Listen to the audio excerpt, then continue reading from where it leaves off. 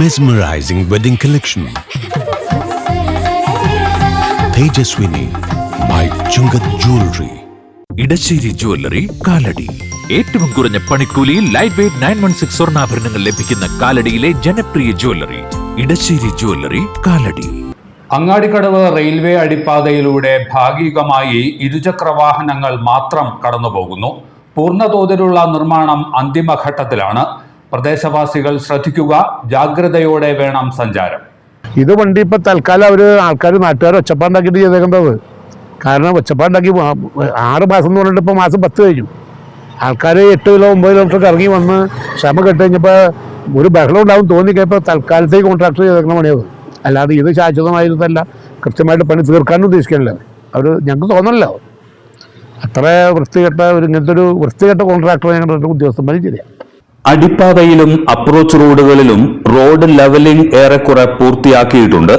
ഇരുഭാഗത്തും തുരങ്കത്തിലേക്ക് പ്രവേശിക്കുന്നിടത്ത് ഇനിയും ലെവലിംഗ് നടക്കാനുണ്ട്. ഇരുവശങ്ങളിലും റോഡ് അടച്ചുവച്ചിരുന്ന ഇരുമ്പ് ബീമുകൾക്കിടയിലൂടെയാണ് ഇപ്പോൾ ഇരുചക്രവാഹനങ്ങൾ കടന്നുപോകുന്നത്. താൽക്കാലികമായെങ്കിലും അടിപ്പാതയിലൂടെ വാഹനമോടിച്ചു പോകാൻ കഴിയുന്നതിൽ യാത്രക്കാർ സന്തോഷം പ്രകടിപ്പിക്കുന്നുമുണ്ട്. സ്കൂട്ടറും കൊണ്ട് പോകാനായിട്ട് സൗകര്യം ചെയ്തു തന്നെയാണ് വളരെ നന്ദി. റോഡ് നന്നായാൽ നന്നായിരുന്നു. മഴ പെയ്താൽ തെന്നിപ്പോലോ, ബാക്ക് തെന്നാൻ ചാൻസ് ഉണ്ട്. മഴ മാറി നിൽക്കുന്നതിനാലാണ് ഇപ്പോൾ ഇരുചക്രവാഹന സഞ്ചാരമെങ്കിലും സാധ്യമാകുന്നത്. മഴ പെയ്ത് ചെളി രൂപപ്പെട്ടാൽ തെന്നൽ ഉണ്ടാകുമെന്നതിനാൽ വാഹന സഞ്ചാരം ദുഷ്കരമാകും. നമ്മുടെ ഈ അടിപ്പാത എന്ന് പറയുന്നത് ഒരുപാട് കാലത്തെ ഇവിടുത്തെ നാട്ടുകാരുടെ ഒരു ആഗ്രഹമായിരുന്നു. പക്ഷേ തുടങ്ങി വെച്ചിട്ട് 6 മാസത്തിനുള്ളിൽ കംപ്ലീറ്റ് ചെയ്യുമെന്ന് പറഞ്ഞിട്ട് ഇതുവരെ കംപ്ലീറ്റ് ചെയ്തിട്ടുമില്ല. പിന്നെ വന്നേക്കുന്ന കാര്യം വെച്ച് കഴിഞ്ഞാൽ ഇവിടെ ഇതേപോലെ തന്നെ സ്റ്റക്കായിട്ട് എല്ലാവരും ചുറ്റി കറങ്ങി പോണു.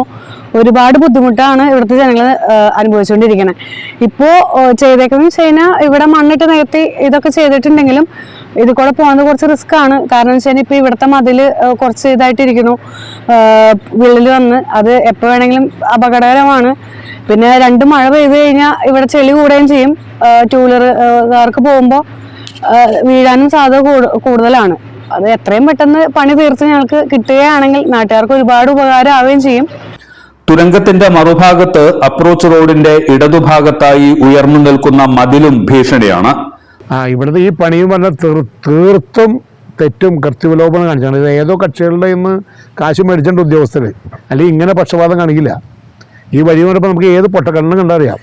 കാരണം ഈ വഴി ഇതേ ഇപ്പോൾ ഇവിടെ തന്നെ പകുതി അവിടെ എപ്പോഴും ഉറച്ചിട്ടില്ല.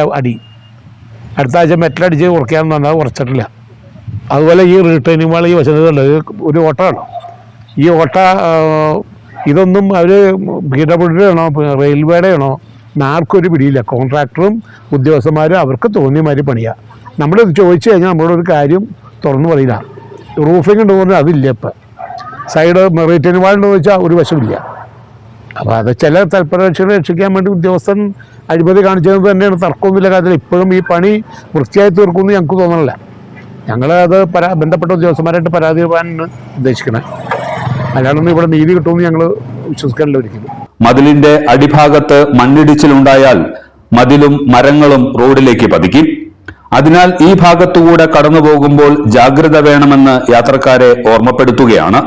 അങ്കമാലി അങ്ങാടിക്കടവ് അടിപ്പാത റോഡ് പണി വളരെ വൈകിയാണ് ഒരു ഇത് തീർത്തിട്ടുണ്ടെങ്കിലും യാത്രായോഗ്യമല്ല.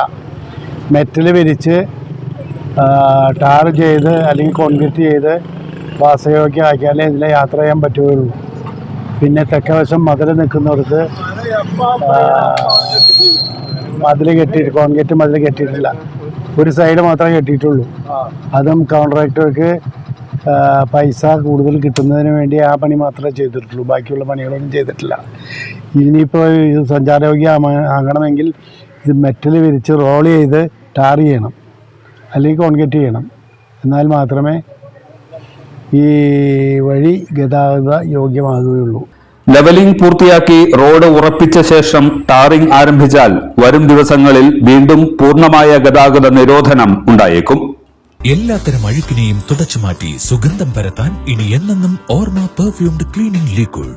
വീടെന്നും സ്വർഗമാക്കാൻ ഓർമ്മ products. MV Chacko jewellers, Angamaly.